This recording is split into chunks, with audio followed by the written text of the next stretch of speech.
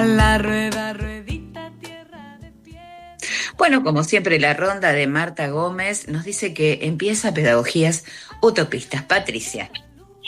Leer es siempre un traslado, es un viaje, ¿sí? Unirse para encontrarse. Leer es un acto comúnmente sedentario, ¿sí? Pero nos vuelve a nuestra condición de nómade. Leer un libro, nos vuelve a nuestra condición también de viajeros y nómades. Esto es un texto citado por Irene Vallejos, que justamente escribió El infinito en un junco, y el autor es Antonio Basanta. ¿Y por qué comienzo con con esta cita del libro y del viaje? Porque los voy a invitar a viajar nuevamente, como en muchas columnas, a esta ciudad de Rosario, bañada por el río Paraná, porque vamos a ir zambulléndonos en la biblioteca viva de Olga y de Leticia Cossettini, en la biblioteca personal de ellas, un tesoro que va a develar marcas en sus márgenes también, en sus páginas. Una biblioteca viva. Es un proyecto, esta biblioteca viva, un proyecto amoroso, riguroso, es un proyecto de investigación que va a recuperar esta biblioteca personal y sus marcas. Hay búsquedas, hay preguntas y por supuesto también hay utopías. La biblioteca viva de Olga Cossettini es como un mapa también, que nos va a permitir recorridos laberínticos donde las coordenadas del tiempo y del espacio nos van a ir marcando distintos tipos de rumbos y sobre todo los rumbos que ellas fueron concretando, ¿no? Y vamos a hablar entonces de las marcas, de esas orillas, de esos libros a orillas del Paraná. Pero vamos a hablar de Olga y de Leticia, que a su vez, pensando en la metáfora esta siempre del río, han sido y son y siguen siendo mujeres faro. Dos maestras faro, dos mujeres que hicieron de la escuela un lugar sereno, sensible, creador, que nos enseñaron que educar es también un acto tan poético como político, entendiendo la política como una búsqueda del bien común.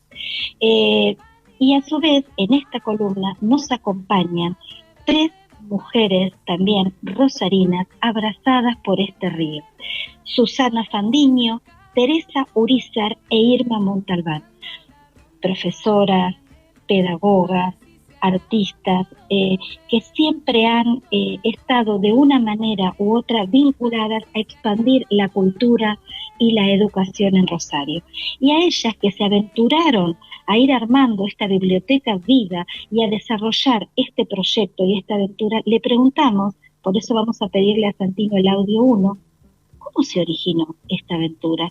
¿Cómo es que empezaron a pensar, a armar esta biblioteca viva de las hermanas Olga y Leticia Cossettini?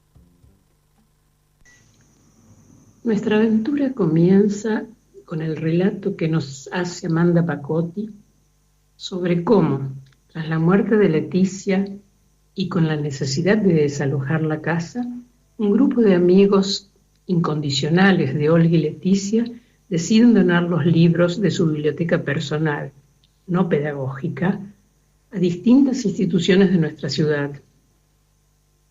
Es así que, conociendo este patrimonio y esta cantidad de libros dispersos por distintas instituciones, diseñamos un proyecto de 3 etapas para reunir, como primer objetivo, en forma virtual, ese tesoro disperso. Pensamos su biblioteca como un mapa del itinerario de la construcción del pensamiento, de la trayectoria individual y sociocultural de estas mujeres.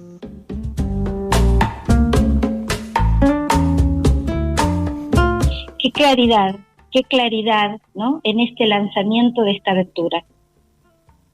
Sí, qué claridad. Qué claridad y qué claridad. Y acá vamos a sumar a otra persona entrañable también, que expande el legado de Olga y Leticia Cossettini, que es nuestra entrañable Amanda Pacotti, que es la que invita a estas 3 mujeres también a navegar, o ellas me decían bucear, y bucear en presente en esta biblioteca viva de las hermanas Cossettini. Quería Ah, decirte que yo, perdón, Patrick, quería no. decirte que en alguna oportunidad yo tuve la suerte de visitar la casa Ujú. de las hermanas y allí había un material que me alegra muchísimo que lo hayan puesto a disposición, que lo hayan preparado, que lo hayan organizado en términos de una biblioteca, porque allí se veían los apuntes, las notas, los comentarios, tal vez sí esta vez los borradores que iban escribiendo, borradores con otro sentido, ¿no? Con otro Que iban sentido, con otro tal sentido, que cual. iban escribiendo arriba de esos textos. Y también supongo, y merece aclararlo y te lo pregunto por las dudas, me corregirás, que también han contado con alguna colaboración del gobierno para poder realizar de esto algo que perdure en el tiempo, ¿verdad? Que no sea algo improvisado. Sí, seguramente no es improvisado para nada, es un proyecto de investigación. Amanda las invita a ver a empezar a catalogar, primero a bucear en estos libros y lo que van a encontrar ellas es que estos libros de la biblioteca personal de las hermanas están dispersos en distintas instituciones y ellas entonces quieren crear un catálogo único, los quieren organizar y entonces por eso arman también esta biblioteca. ¿Y por qué un catálogo único? Que dé unicidad a eso que está disperso. Yo creo que también es hacer un acto de justicia y un acto de memoria, porque ellas al organizarlo y darle unicidad, tener un catálogo único y digital, ayuda también a que sea público. ¿Sí? Si querés pasamos el segundo audio, que le No. preguntamos entonces, ¿por qué un catálogo único? ¿Y cómo hicieron y cómo siguen construyendo esta unicidad en esta biblioteca ante la dispersión?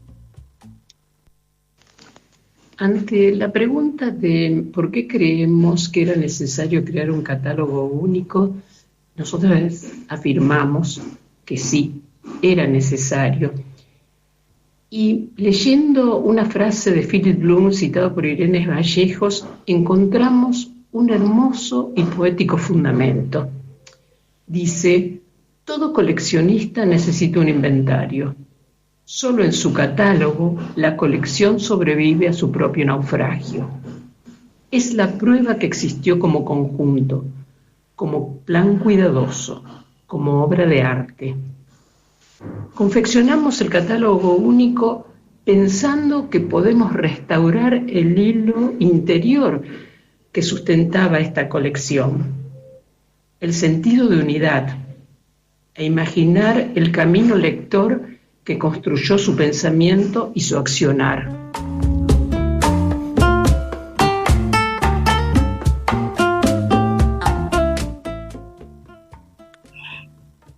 Qué respuesta maravillosa, qué mar, ¿no? En esa respuesta. Solo quiero subrayar una frase, ¿no? Que hace a lo que estábamos hablando también.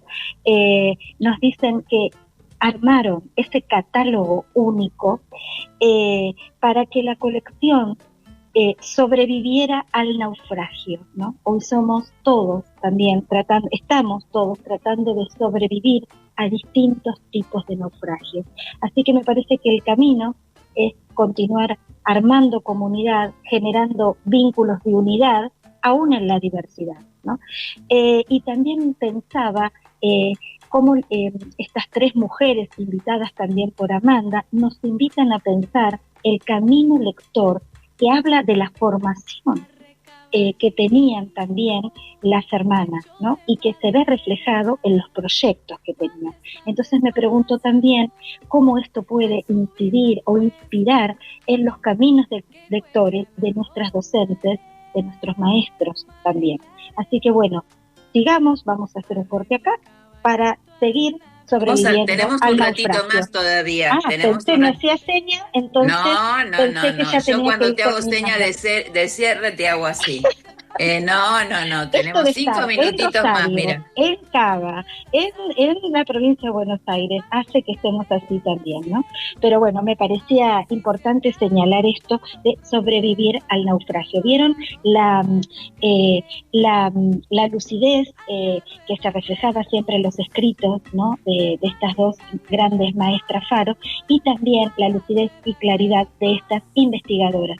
Me interesa señalar también, no sé si podemos mandar ya el tercer audio o lo mandamos en el segundo No, bloque. lo mandamos después, Patri, Bien, porque bueno, venimos bien con el tiempo, venimos tranquilos. perfecto. Entonces, bien. Entonces, lo que sí me parecía importante también destacar, ¿no? La importancia de nuestro propio recorrido lector y de nuestras estudiantes y de nuestros maestros. ¿Cómo está configurada esa biblioteca de nuestros estudiantes que eligieron la más bella de las profesiones? Si quieren lo pueden poner también en el WhatsApp de nuestro programa, ¿sí? Que seguramente después Adri y Dani se lo dicen. Nosotros estamos en el Instagram, tenemos Instagram también, @tejiendo redes, porque la idea es que este programa también sea una instancia comunicativa. También van a encontrar en la red Cosetini, @red Cosetini, toda un trabajo enorme con los libros pedagógicos que han escrito las dos hermanas. ¿Tuviste oportunidad vos, Patricia, de ir a la casa de a la las casa hermanas? no pude ir, pero sí fui muchas veces a la ciudad de Rosario y fui a la escuela Serena. Sí. Fui a la escuela que está en el barrio Alberdi y fui también a la biblioteca Alberdi, que es una biblioteca que uno entra y se ve desbordada de la cantidad no solo de libros, sino de escenas de lectura, de talleres, de movida cultural, para intergeneracional, ¿no? Con todos los lenguajes artísticos, desde música, pintura, literatura, ¿no? No llegué, pero bueno, Rosario siempre estuvo cerca, como dice Fito Páez, así que vamos a ir, y es una gran ciudad bañada por el Paraná, que siempre nos inspira a nosotros que estamos acá en Buenos Aires, porque no todo sucede en Buenos Aires, también bañados por el Río de la Plata, pero que durante muchos años se le ha dado la espalda a ese río, ¿no? Entonces, bueno, estamos acá también para seguir y continuar inspirándonos. Por eso... Perdón, Patri, no. Creía que es importante también decir que es una buena manera de pasar un fin de semana, porque además se puede recorrer el tríptico de la infancia, que es una apuesta que realizó Chiqui González.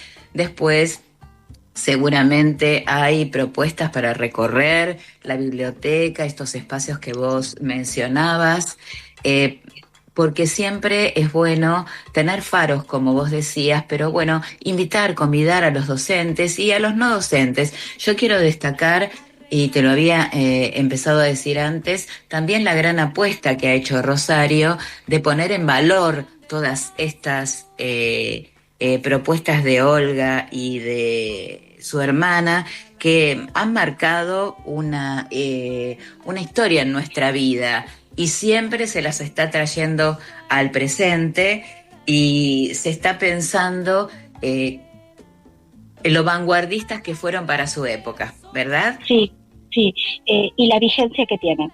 La vigencia que tienen. Los vanguardistas y la vigencia. Y Rosario nos inspira, en principio te diría por tres no sé si llamarlos dispositivos, digamos, pero por 3 proyectos inmensos. Uno, por supuesto, es el tríptico de la infancia, que donde confluyen como ríos, ¿no? También y como vertientes, la granja de los niños, la isla de los inventos también, y el parque de los niños. Pero eso está sustentado también por otro proyecto que es internacional, que tiene que ver con la ciudad de los niños de Tonucci, ¿no? También, por eso también con estos niños consejeros y estas ideas se han realizado diversas propuestas en Rosario. Entonces te decía, el tríptico, la ciudad de los niños y por supuesto todo el legado cosetiniano que Amanda, nuestra entrañable Amanda, y no me voy a cansar de decirlo, lo expande. Y esto es un faro para nuestros maestros y para todas las familias también, argentinas y de todo el mundo, te diría. Por eso nuestros profesorados de acá de Buenos Aires y de muchos lugares van a conocer estas experiencias. Y ahora también va a estar la Biblioteca Viva, que en principio está digitalizada, y veremos todos los desafíos que también tienen nuestras 3 aventureras. Ahora sí, ya son las 8:30, vamos a ir a una tanda publicitaria, exquisito programa, vamos a seguir buceando, como dice Patricia, en esta Biblioteca Viva, escuchando a quienes hoy nos comparten su voz y su mirada. Vamos con la tanda, Santino, y luego volvemos. Gracias.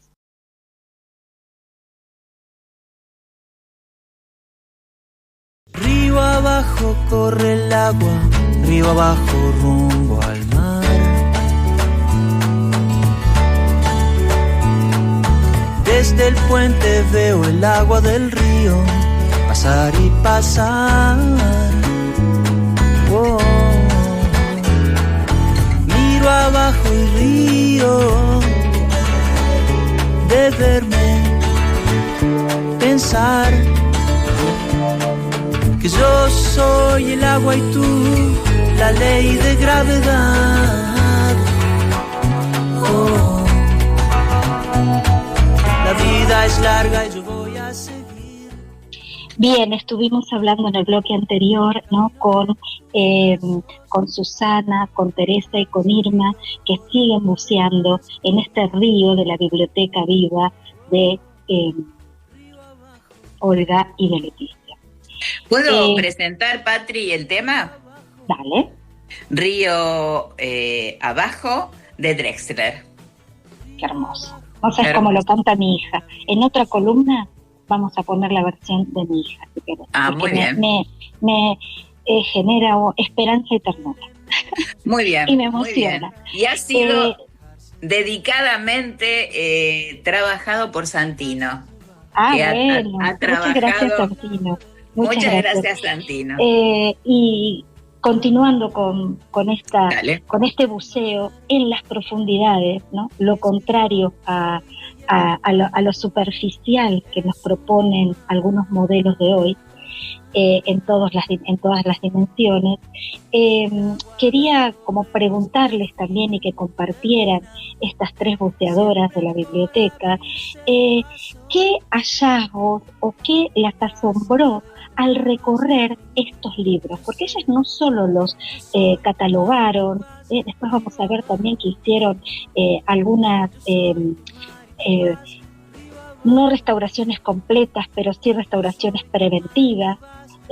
¿Y qué encontraron en esas orillas? ¿Qué encontraron de puño y letra de Leticia o de Olga en esas marcas, en esos subrayados, ¿no? Entonces, de todo eso que investigaron, ¿qué las sorprendió? ¿Qué las asombró? Y si quieren pasamos el audio 3. Muy bien. En esta aventura, que es la investigación que hemos iniciado, quizá la parte más rica y emocionante fue encontrarnos con las marcas, las dedicatorias, los traspapeles, un patrimonio intangible e inesperado. A través de él fuimos conociendo los intereses, las preferencias, las alertas de estas 2 mujeres. Miro abajo y río de verme pensar que yo soy el agua y tú. Fíjense que hablan, ¿no?, de los traspapeles.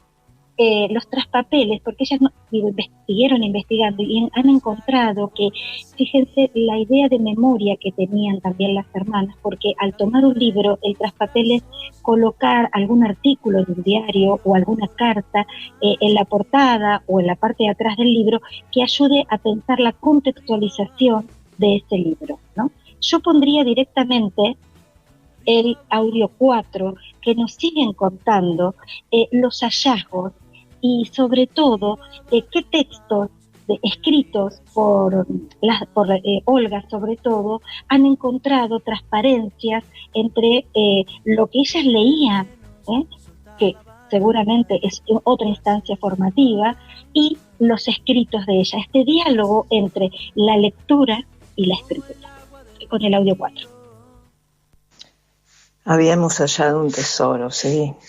Esas marcas nos convocaban y nos sorprendían doblemente a veces con esa advertencia de el ojo con signo de admiración escrito al margen de algún texto que marcaba algún peligro presente y futuro para la humanidad. Pero ese tesoro también nos planteó un desafío. ¿Cómo clasificamos, ordenamos, desciframos esa marginalia? Y bueno, confeccionamos otras fichas para ello.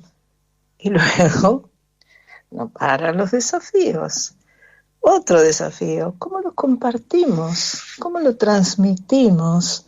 Bueno, en la fase 2 de nuestro proyecto empezamos con un tema que se nos impuso por la actualidad, la violencia, la pérdida de derechos. Tomamos como faro la pedagogía de la perversidad, una conferencia de Olga de 1947. Recomiendo fervientemente leerla. Está en las páginas de la Red Cossettini y en la del archivo Cossettini del IRICE, del CONICET. Bueno, esa conferencia la tomamos como faro y fuimos haciendo diálogo. La palabra de Olga con las marcas de libros con temática afín. Así, Simone de Beauvoir, el doctor Miray López, Sábato, Malraux y hasta el mismo Hitler iban dialogando con Olga, surcando los aspectos terribles de aquella crueldad y otras que aparecieron y pueden aparecer con otras formas, totalitarismos, fascismos, nazismo, etcétera, etcétera. Camino de tus brazos, si el río corre no puede más que ir. Acá Dani me parece que tiene ganas de decir algo, Patri. Bueno, perfecto, Dani. Me parece que es muy actual y muy del presente, ¿no? Estos recuerdos que traemos desde el fondo de estos audios y de estas vivencias de estas autoras. Creo que es muy profundo y que realmente nos indica de alguna manera por dónde tenemos que transitar, ¿no? Al menos por dónde debería ir el tema de la enseñanza. Yo pensaba, Patri, si puedo decirte algo que me surgió a partir de este último audio que terminamos de escuchar, la pedagogía de la perversidad, ¿no? La pedagogía de la perversidad en años, no sé si estaban pensados o estaban tan claros como hoy. Y pensaba, si ellas supieran, ¿no? Si ellas supieran ese legado hermoso que dejaron, su actualización, y si llegaron a ser conscientes de la gran obra que dejaban para disfrutarla en nuestros días. Creo que, me parece que no lo hicieron con esa intención, me parece, pero bueno, vale la pena que en este momento esto esté ocurriendo, ¿no? Hermoso, hermoso, hermoso. Yo creo que sí sabían las huellas que estaban dejando, incluso han dejado archivos, han donado al Instituto de Investigaciones en Ciencias de la Educación. Yo creo que en algún momento ellas sí eran muy conscientes del trabajo que estaban haciendo, de la huella que estaban dejando, y me parece que hoy tiene eso plena vigencia, ¿sí? Es interesante, lo vamos a poner en nuestro Instagram también, el link. Hay una nota muy, muy buena que le hicieron a ellas, a las tres buceadoras, y en esa nota están los links a esta conferencia que dio Olga y que la preparó a partir seguramente de sus lecturas. Piensen que el nazismo, el fascismo estaba también ahí horadando las democracias algunas incipientes y algunas más consolidadas, ¿no? Así que me parece que también rescatar eso hoy nos ayuda a repensar y a nutrir nuestras huellas que queremos ir dejando para construir otro tipo de democracia, ¿no? Lejos del autoritarismo, lejos del mercado y de esta perversidad y de esta crueldad a la que nos convocan desde distintas instancias gubernamentales, ¿no? Y que a las que nosotras le respondemos con trabajo desde la ternura y trabajo desde la construcción de una patria más justa.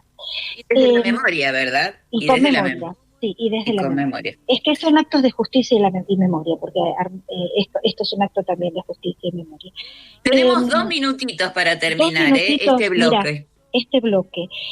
A mí me gustaría ahora invitarlos a sentir el aroma a las páginas de los libros en papel, ¿sí? Porque estas buceadoras de este río, de esta biblioteca, se emocionaban al tocar como muy cuidadosamente estos libros, a leer esas marcas, esos subrayados, a oler justamente todas esas provocaciones aromáticas que retrotraían a recuerdos y a porvenires. Y entonces, ¿cómo encontraron esos libros? ¿Qué hicieron con esos libros además? Porque hay que cuidarlos y guardarlos para otra generación. Y protegerlos, entonces, claro. Y protegerlos. ¿Qué tipo de cuidado es necesario? ¿Cómo cuidar estos libros y todos los libros, ¿no? Y entonces, bueno, le preguntamos en realidad sobre esa dimensión, la dimensión del cuidado, ¿no? Que también es otro acto de ternura. De cuidado de esa historia. Del cuidado de esa historia. Bueno, son 8:44. ¿Podemos poner el audio? No, vamos a ir ya 8:44, vamos al otro corte y volvemos. Gracias, Santino.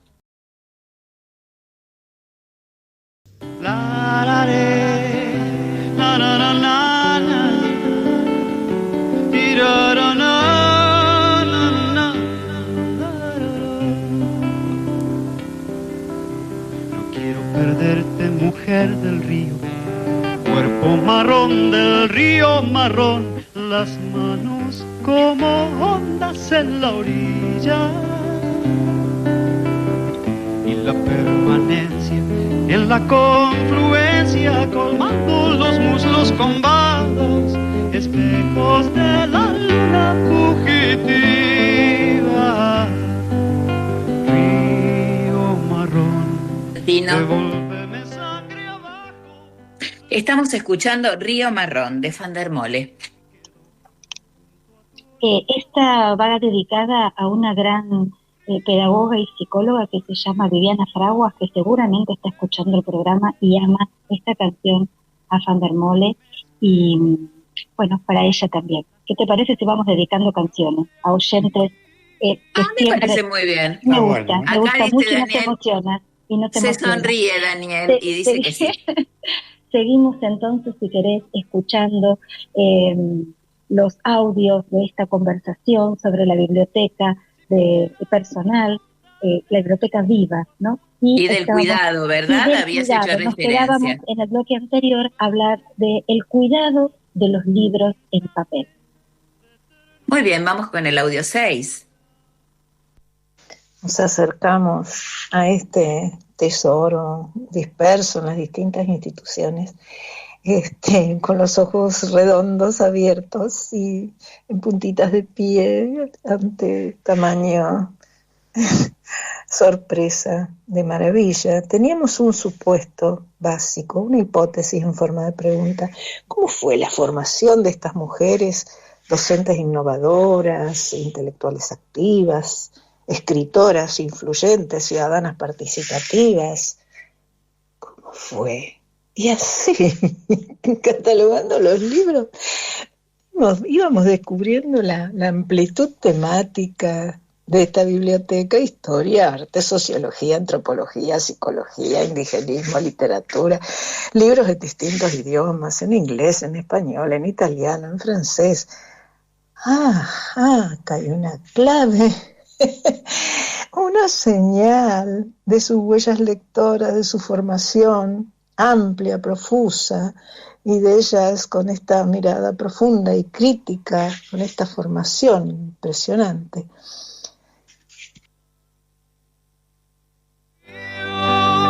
Río marrón, ¿dónde quedó aquella canción que nadie espera, sentada en la ribera? Sí, en el próximo audio, ellas lo que nos cuentan, a ver, no sé si está, si no lo cuento yo, que en realidad hace falta hacer una restauración integral por profesionales. Ellas han hecho algo preventivo, ¿sí?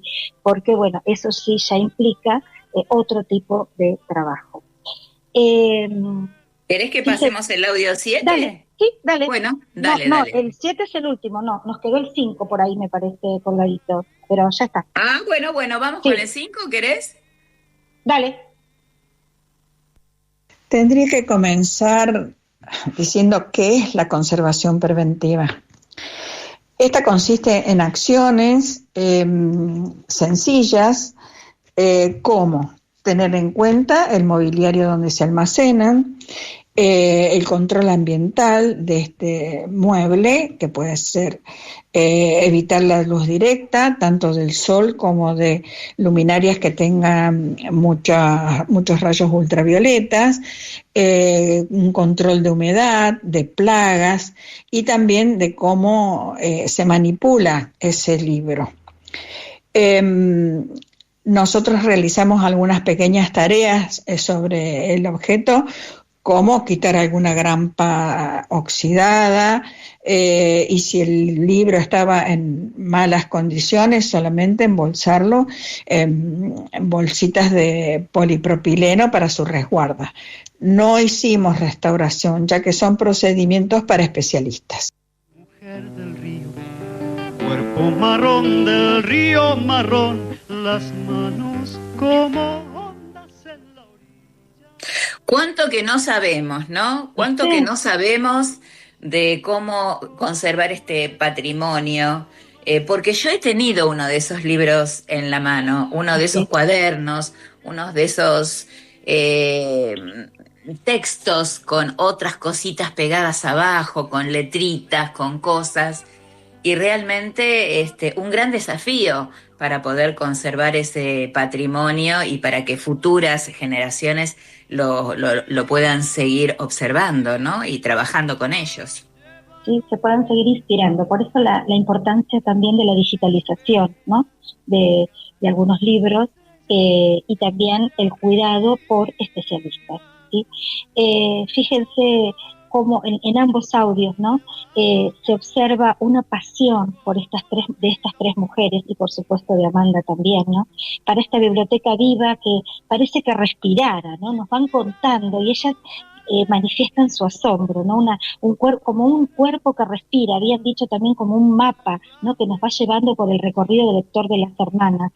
Mucha pasión y mucha mirada profunda, y también lo que ellas van encontrando, una mirada crítica de Olga y de Leticia, ¿no? Donde hay como advertencias, ¿no? Sabiendo a qué van a adherir y a qué no van a adherir de lo que están leyendo, ¿no? Es una biblioteca que como si fuera también un territorio, ¿no? Donde cada libro va a dialogar con su propio tiempo, ¿no? Me parece que esta biblioteca es una biblioteca viva también, que no duerme y que sigue creando, ¿no? Porque hoy ellas nos invitan a seguir también creando a partir de lo que ellas han hallado y a visitar, por supuesto, el catálogo. Veo que también en la biblioteca, y ahora ya vamos terminando, hay sueños también, ¿no? Sueños que se han ido concretando, y seguramente hay otros sueños que nos pueden inspirar a seguir trabajando en este paradigma, ¿no? De una escuela, de otra escuela, no la escuela o la educación que estaba diciendo Dani del borrador, ¿no? Que nos quieren ahora ir incorporando, ¿no? Bien, pensando en nuestras propias lecturas, en nuestras propias marcas también, en los subrayados, también pensaba yo, si subrayamos los libros con lápiz, ¿y qué pasa hoy en la era digital por nuestros jóvenes, ¿no? ¿Cómo subrayan? ¿Cuáles serían esas marcas ¿no?, que dejamos nosotros también en nuestros propios libros, en nuestros propios recorridos lectores, porque los docentes y todos nos seguimos formando, no solo en la educación inicial, sino en los profesorados, en la vida misma, y siempre nos preguntamos, necesitamos seguir leyendo y completando y enriqueciendo ese recorrido lector propio, nuestro. Bien, y si quieren, vamos ya al final, ¿sí?, que nos cuentan un poco cuáles son los desafíos, ¿no?, cómo esto influye en la formación de los docentes noveles, que eligieron la más bella de las profesiones, pero también cuáles son los desafíos 2026 que tienen en función de esta biblioteca. ¿Número del audio, Patri? El 8, 7 y 8, los dos juntos. 7 y 8, muy bien. 7 y 8. Así que esto es una inspiración para todas y todos, para las docentes especialmente, y bueno, tenemos un planteo para el año que viene de hacer charlas y presentarlo en quizás institutos de formación docente, y bueno, y contar esta maravilla, ¿no?, y recorrerla, porque es un tesoro este patrimonio cultural que tenemos. Y es esta biblioteca está viva y crece, espiralada, porque bueno, seguiremos ahora con marcas de libros de Leticia, y más el camino artístico, creativo y espiritual de Leti, en sus marcas y en sus escritos y en sus cartas. Bueno, ya les iremos contando, oportunamente ya te contaremos. Río marrón, no sé si en ese río marrón de noche se reflejan las estrellas, pero me parece que estamos ante una constelación de libros que forman además o enriquecen la constelación, estas marcas, estas huellas, estos subrayados, estas palabras a la orilla o palabras al margen.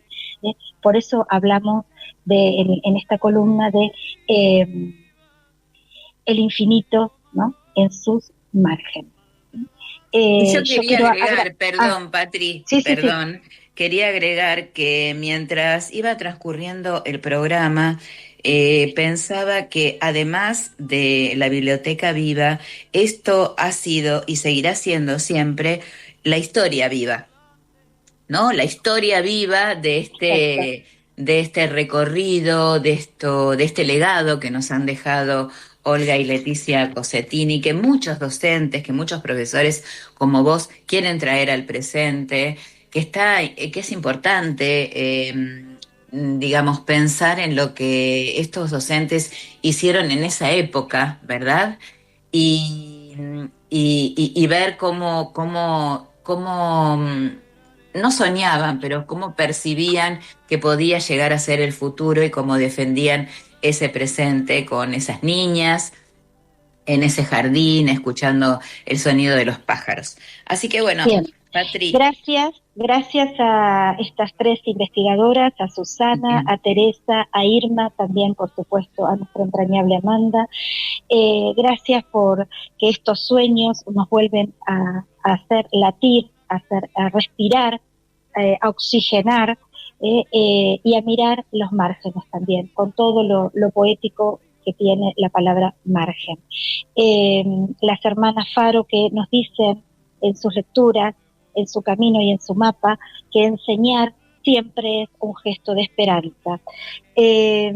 Gracias también a los que están escuchando esta travesía que emprendieron estas tres investigadoras junto con Amanda, yo diría cuidadoras, investigadoras, que no guardan su investigación en un cajón, al contrario, buscan que esos hallazgos y esos asombros se difundan y lleguen a todos como verdadero acto de justicia y de memoria.